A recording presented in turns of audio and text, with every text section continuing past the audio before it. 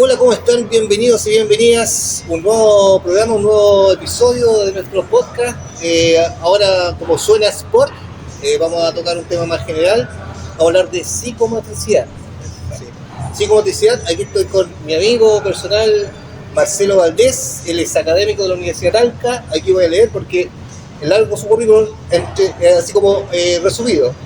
Profesor de educación física, magíster en psicomotricidad, académico en la Universidad de Talca de la carrera de fonoaudiología, ¿estamos bien? Autor de 2 libros de psicomotricidad escolar, autor de diversas publicaciones en revistas especializadas de la materia. También es magíster en psicología social y candidato a doctor en psicología. ¿Todo bien? Ahí, entre otras cosas. Además, para ver sus trabajos, ahí lo vamos a recordar un ratito más, y sus publicaciones, lo buscan en el Google académico como Marcelo Valdés Arriagada, y ahí van a ver las publicaciones de nuestro amigo Marcelo Valdés. ¿Cómo estás, Marcelo? Muy bien, gusto de poder participar con mi gran amigo Cristian Salas Acuña, compañero del fútbol por la Universidad Católica, ¿cierto? Expander de tenis. También hacíamos tenis juntos, no éramos muy buenos, pero se hacía lo que se podía. Exacto. Sí. No, igual nos defendíamos. No, nos defendíamos súper bien. No, muy agradecido por esta invitación, sobre todo por esto de compartir una temática que no es nueva. Ya el hablar de psicomotricidad es algo ya de muchos años. Se habla de psicomotricidad desde los años 60, ¿ya? Y se ha hecho popular cada vez más en el ámbito deportivo, ¿ya? Psicomotricidad se entiende muy bien si uno lo conversa con educadoras de párvulo, con audiólogos, con terapeutas ocupacionales, con psicólogos, educadoras diferenciales, pero en el ámbito deportivo, asociado un poco a lo que son el trabajo del profesor de educación física, se ha ido, ¿cierto?, metiendo cada vez más dentro del proceso. Porque hablar de psicomotricidad es hablar de desarrollo psicomotor, pero no necesariamente, ¿ya? Eso es un tema importante, ¿ya? ¿Qué vendría siendo la psicomotricidad? Claro. Como definir en palabras fáciles para que podamos comprender y todo. Sí, por eso decía, porque uno piensa en psicomotricidad y dice desarrollo psicomotor, mover el dedito, ¿cierto? Psicomotricidad fina. Ya. Pero la psicomotricidad como estructura, ¿cierto?, académica, la psicomotricidad es una disciplina, ya como lo son otras, como lo puede ser la pedagogía, ¿cierto?, la medicina. La psicomotricidad ya es una disciplina. De hecho, en Uruguay, Francia, Brasil, Argentina, aquí en Chile no. Son carreras universitarias. Ya hay especialistas, uno entra a estudiar la carrera de licenciatura en psicomotricidad. ¿Ya? Y aborda muchas áreas, desde lo que es el desarrollo temprano, cognitivo, hasta lo que es la rehabilitación en el ámbito psicológico y también motor. Por eso la psicomotricidad, cuando uno habla de psicomotricidad, no es solamente como el componente asociado, claro, mover el dedito, ¿ya? Por ahí se toparía un poco con el terapeuta ocupacional, a veces cuando te orienta hacia el querer, ¿cierto?, rehabilitar o acondicionar aquellas habilidades para la vida diaria, o lo que es el kine. No sé si el kine que hace como el desarrollo. La psicomotricidad como disciplina es mucho más amplia, entonces los psicomotricistas, así se llaman, tienen trabajan en el ámbito hospitalario, clínico, psiquiátrico. Es como bien interesante la disciplina, ¿ya? Y en algún momento, como te comentaba, también se trasvasijó hacia el ámbito de la educación física, aunque la educación física ya hace unos años atrás como que separó un poco aguas y se dedicó más bien a trabajar la motricidad humana, diferenciándose de la psicomotricidad como disciplina. Eso también es un componente. Y siguieron otras corrientes, exactamente. Pero la psicomotricidad en general implica, si uno me lo quisiera como preguntar así, una palabra sencilla, la psicomotricidad tiene que ver con el desarrollo global integral del ser humano desde el punto de vista, ¿cierto?, desde la corporalidad. ¿Cómo yo puedo trabajar tu potencialidad, ¿cierto?, máxima desde el desarrollo corporal?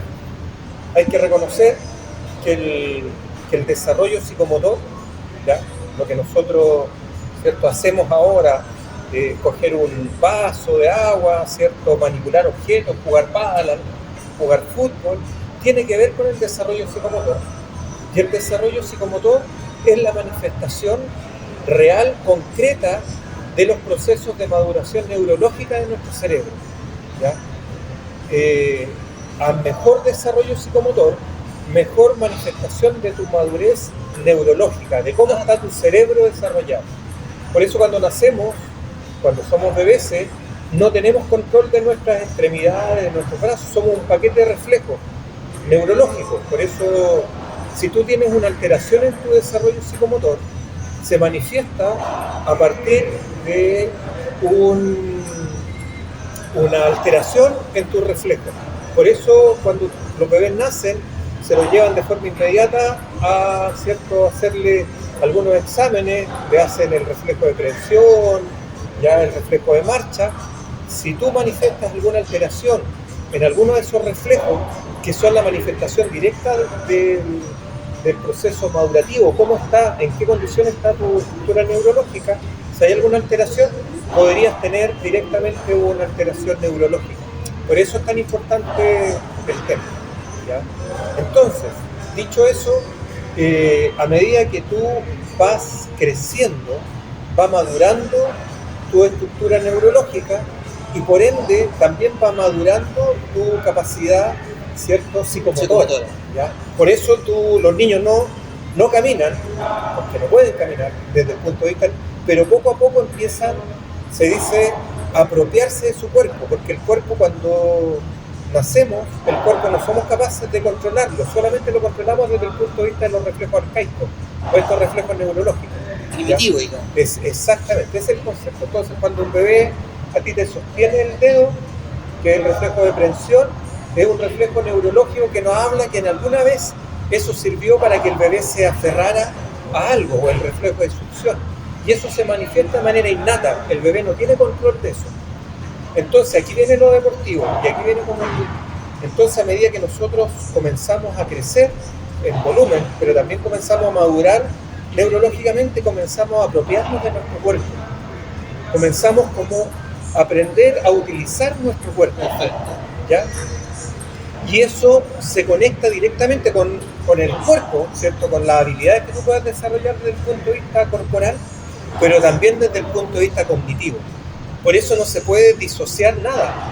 Y entonces la psicomotricidad está directamente relacionado con esta capacidad que tú tienes de dominio corporal, dominio del espacio, con las capacidades que tú puedas desarrollar desde el punto de vista cognitivo. Por eso es tan importante la psicomotricidad en el ámbito educativo. No es porque el niño tiene que escribir, sino porque el niño desde el punto de vista corporal, cómo conoce el espacio, los objetos en el espacio, es capaz después de transferirlo a estructuras superiores, por ejemplo la matemática.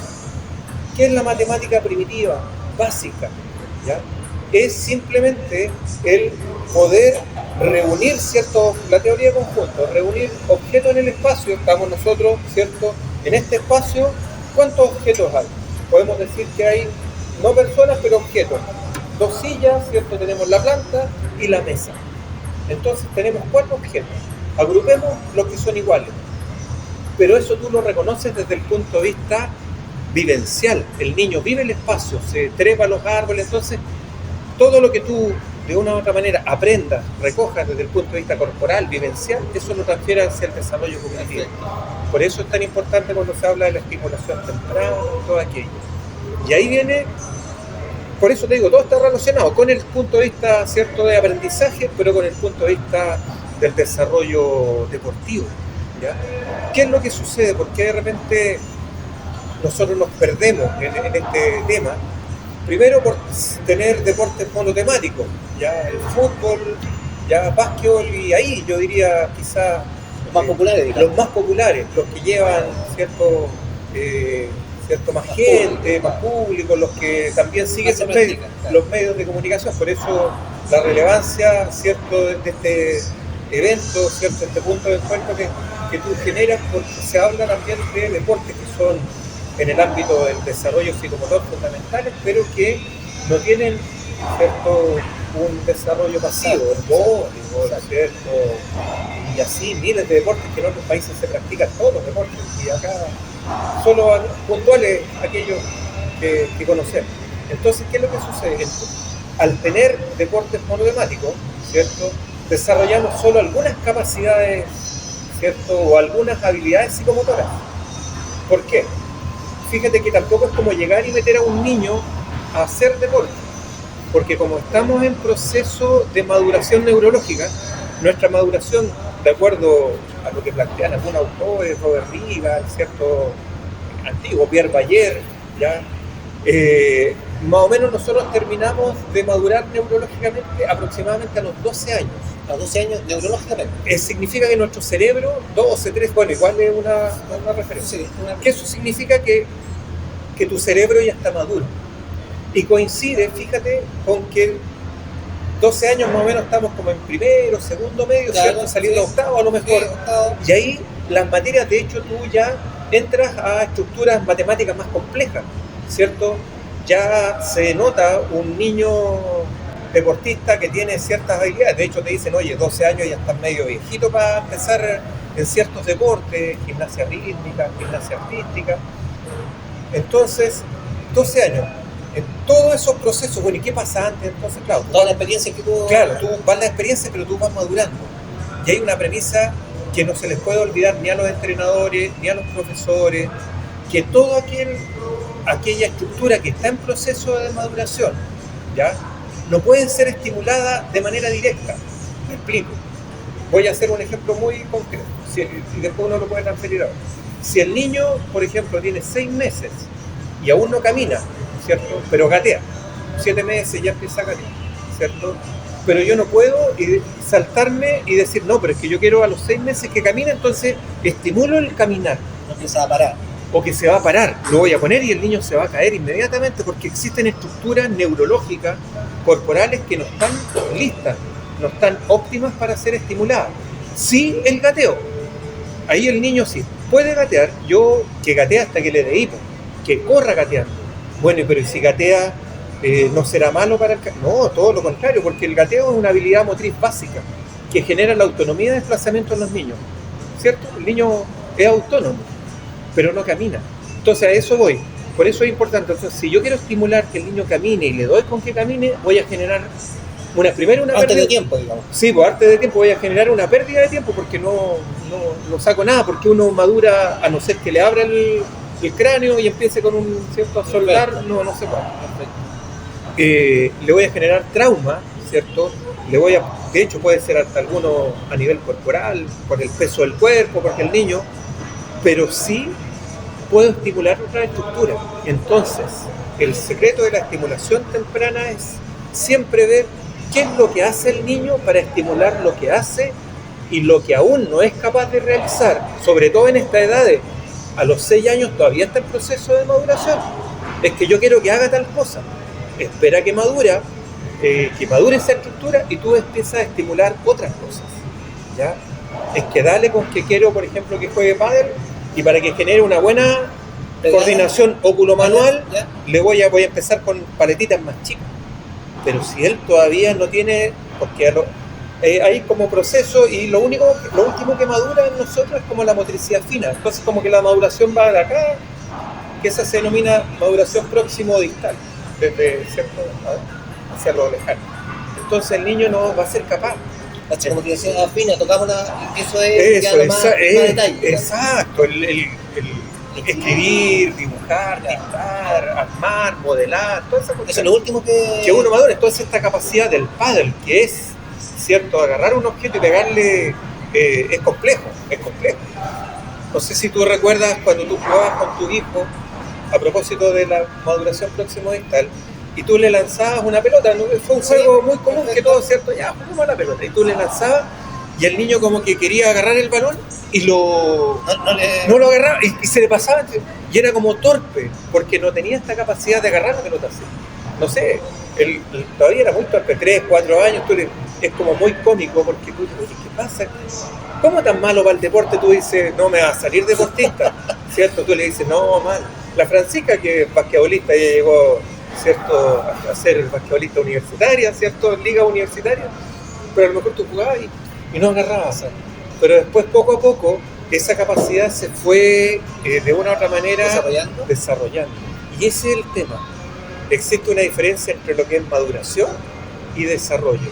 La maduración es un proceso neurológico que se da paulatino, que cambia estructuras que todavía no están listas hasta cuando están listas. Y cuando está madura la estructura, o sea, cuando yo ya puedo agarrar esto, o le puedo pegar, o puedo agarrar una pelota, ahí tiene que decir el profesor o el entrenador, dice, ya está maduro, y cuando las estructuras están maduras, puedo estimular eso. ¿Y eso es un proceso natural? Y son procesos naturales.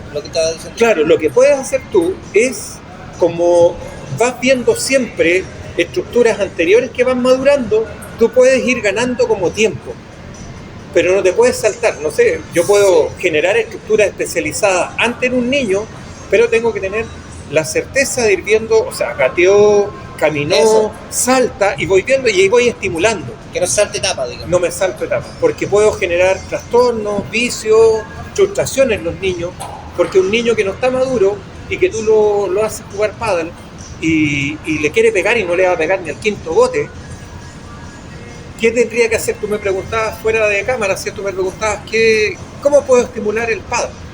Jugando con balón, pero que el niño con las manos, ¿me entiendes? Tú te pones con un niño de 3, 4 años y le lanzas una pelota, piernas separadas, ¿cierto? Que reciba la pelota, situaciones que él vaya ganando. De hecho, para las educadoras de párvulo, la estimulación de los grafismos pasa con jugar con pelotas, cuando el niño es más chiquitito. ¿Por qué? Porque va ganando de una otra manera experiencias, ¿cierto? Motoras, praxias, para agarrar la pelota. Tú empiezas con una pelota grande, después más pequeñita, y después pasas de las pelotas pequeñitas a... Incluso eso es una ejercicio que se hace a adultos mayores. A los adultos mayores, es que nosotros vamos así, ¿me entiendes? Con un cuerpo que no es nuestro, ¿cierto? Que no soy capaz de dominarlo, lo domino, llego a los pics, ¿cierto? 20, 22 años, el cuerpo hasta los 35, 40, y después el cuerpo nuevamente lo empieza a perder, ¿ya? Ponle tú... Esto es un detalle nomás, un detalle. Yo juego fútbol, ¿cierto? Amateur. Oye, gran futbolista. No, fútbol amateur. ¿Sí? Entonces, pero ya de 50 y tantos. Y tú te das cuenta cómo vas perdiendo tiempo, espacio, velocidad, ya no llegas, pero no es por un tema, porque de repente tú dices que igual tengo buena condición física, pero por un tema de que ya ese deterioro, tu cuerpo ya no responde, y después comienza hasta que llega... Lo piensas, pero no puedes hacer. Exactamente. Entonces lo mismo. Oye, un ejemplo, a lo mejor a ti te va a hacer ruido, o a mucha gente que está escuchando. Cuando uno es niño y tú le enseñas a un niño a andar en bicicleta, aprende de manera automática a nadar. 5 o 6 años, de ahí voy a dar un secreto de cuándo es el momento preciso. Eso. ¿Ya? Pero los niños lo aprenden de manera automática. Si tú eres adulto, ya no. El adulto te va a preguntar primero, a ver, dime cómo se hace. Ya tú te sientas, pones un pie aquí. El niño no, el niño se sienta y como que pedalea, ¿cierto? ¿Qué significa eso? Que a los 12 años, cuando tú ya maduras cognitivamente, como que cierras un poco la puerta hacia los aprendizajes motores. El niño, anteriormente, como veníamos desde un punto de vista neurológico y agarrando todo desde el punto de vista motor, el niño aprende todo desde el punto de vista corporal y a través del juego y el movimiento. ¿Ya? Todo lo asimila. Exacto. ¿Me entiendes? No le puedes explicar, oye, tú tienes, de hecho no te va a entender. Lo va a encontrar aburrido si tú le empiezas a explicar, no puede. Él dice, pero a ver, hazlo tú, ¿cierto? Entonces, ¿cuál es el tema? Que nosotros como adultos comenzamos a perder esa capacidad también de aprendizajes motores. Por eso un adulto que no aprendió a nadar a los 20 después le cuesta, y después ya le cuesta, o jugar, puede llegar a conducir, sí. Eso es un ser que tienes que coordinar, ¿cierto? Entonces, ¿qué es lo que sucede? Tú empiezas a aprender todo desde el punto de vista motor, así como una pirámide, ¿cierto?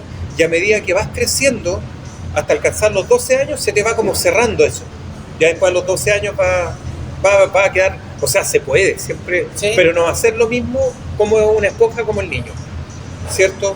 ¿Y cuál es el límite? ¿Cuál es la edad de oro? La edad de oro para meter a un niño en una academia de música, deportiva, de arte, porque el niño porque entiende, pero también tiene esta capacidad de psicomotora.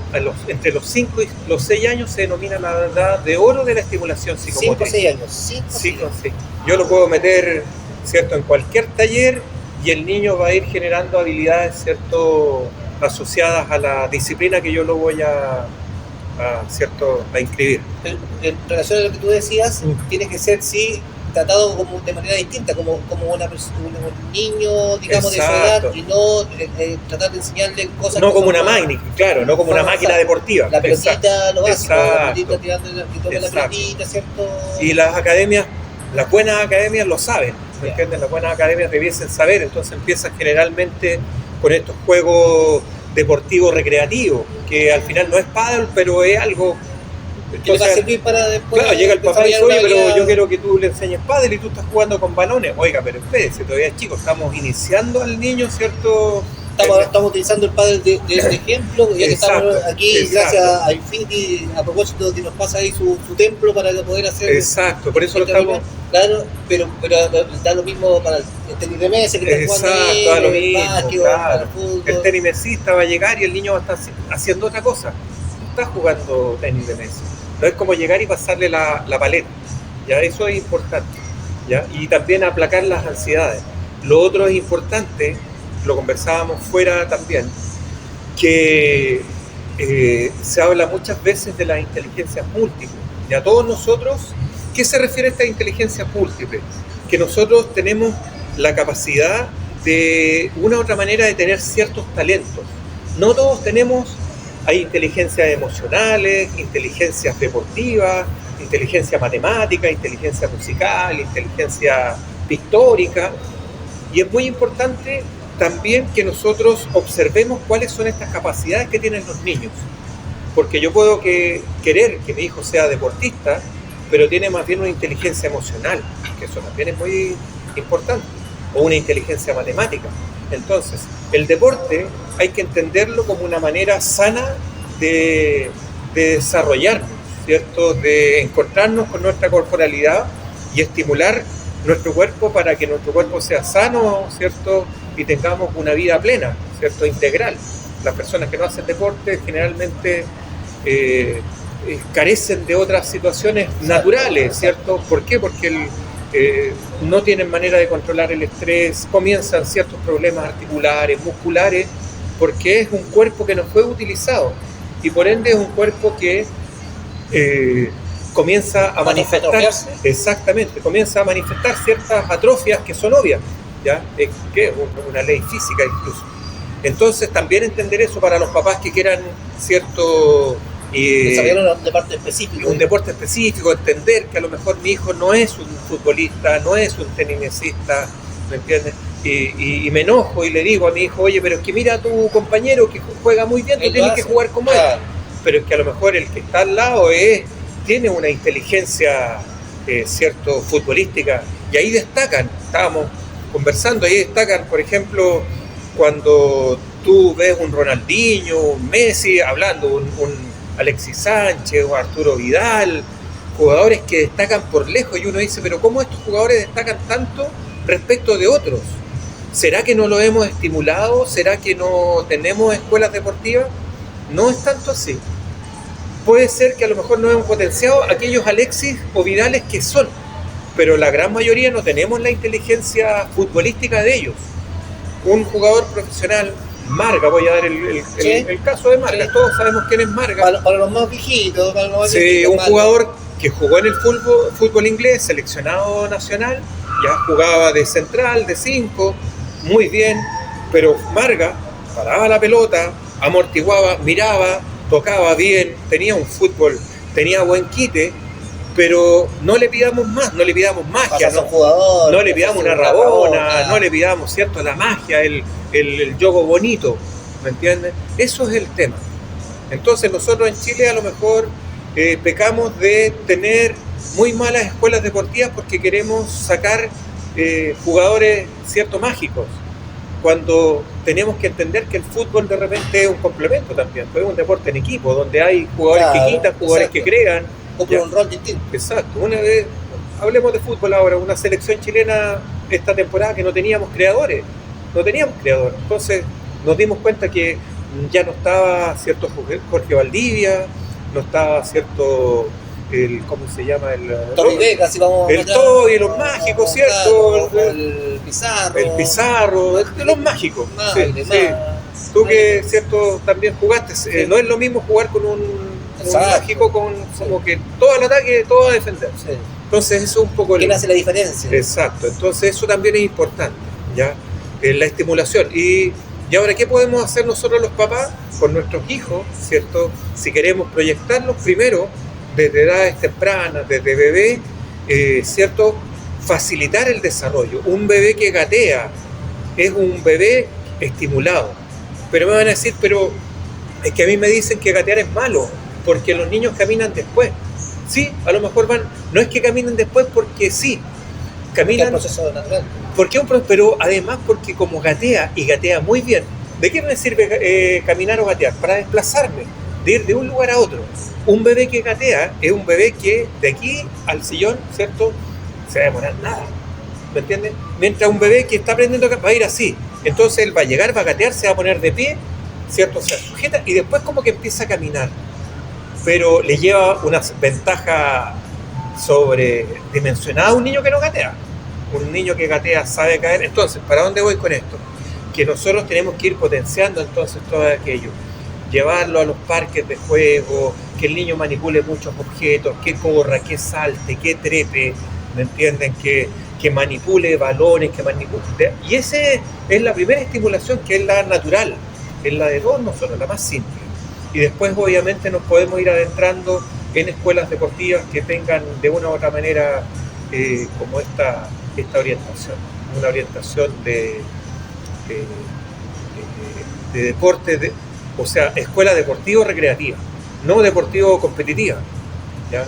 Que da pena, no sé si tú has ido a ver, y este es un tirón de orejas para los papás que tienen hijos que juegan fútbol amateur. Les da pena, ¿cierto? Cómo le gritan a los niños de... No tan solo en el fútbol, en todos los deportes. Series infantiles, cómo le gritan, cómo le gritan a los árbitros. Cuando los niños en ese entonces, el deporte es simplemente recreativo, no es competitivo.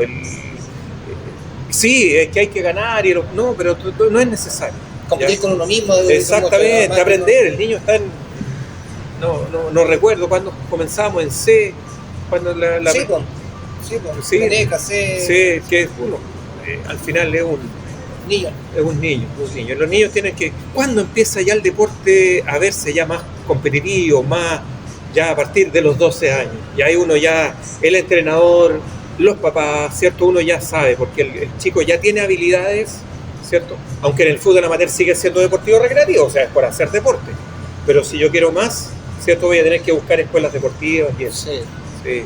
Y si, por ejemplo, esa etapa, digamos, de madurez cognitiva, ¿cierto? Sí. No se logró adecuadamente. ¿Se puede desarrollar, por ejemplo, porque se saltaron etapas? Se puede, es complejo, o sea, me refiero como para deportes profesionales. O sea, para deportes amateur se puede, siempre se puede. Pero para profesionales es más complejo. Es más complejo, porque a no ser que sea lo que yo te comentaba hace un rato atrás, que seas como un talento adulto. Claro. Me explico, yo no sé, tiempo Chino atrás. Río. Exacto. Y eso es fácil de ver. Un niño que tiene un talento innato, yo lo voy a ver dibujar todo el rato. Yo digo, este niño hay que potenciar el dibujo.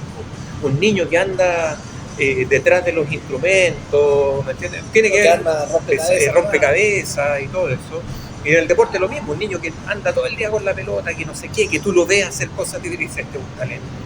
¿Ya? Hay que potenciar. Exacto, tengo un ejemplo muy, muy vivo siempre, que en la Universidad Católica, que trabajé 12 años ahí en la Universidad Católica, en la Facultad de Educación, teníamos una sala de estimulación psicomotriz, en la cual iban niños 2 veces por semana, y uno de los niños que jugaban, ahí teníamos estos bloques, ¿cierto?, de esponjas, así como de donde los niños trepaban y construían, pero grandes.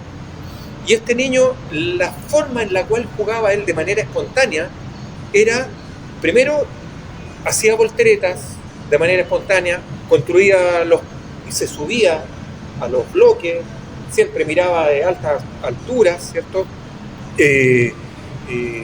Hacía ruedas, entonces de manera natural, sin que nadie le dijera, ¿cierto?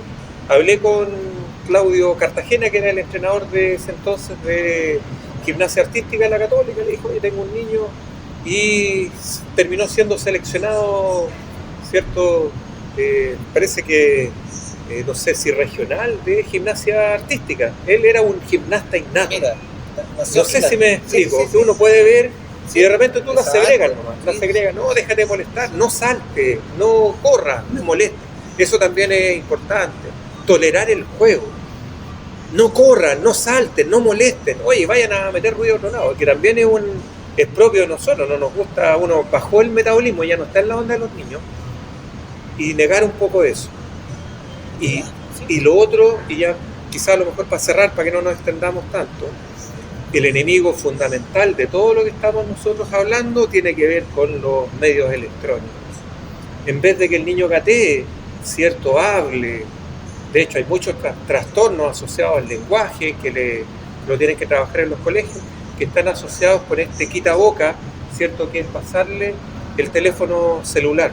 La tecnología no significa mayor desarrollo cognitivo. Por favor, eso es una falacia, una mentira, ¿ya? Lo que yo estoy haciendo al pasarle un teléfono a un niño para que está sentado en un coche, para que se quede tranquilo, ¿no?, es estimular, ¿cierto?, sus centros sensoriales desde un punto de vista artificial.